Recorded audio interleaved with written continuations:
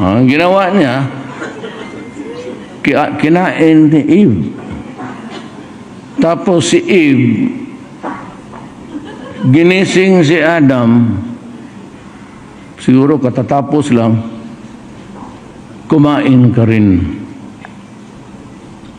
So kinain ni Adam.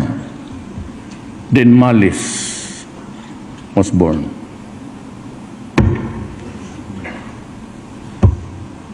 Who is this stupid God? Stupido talaga itong putang akong ganun.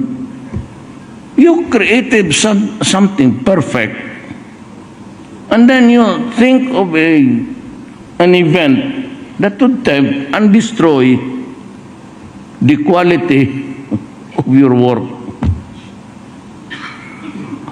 How can you rationalize a God? Maniwala. Oh, ikaw, maniwala ka?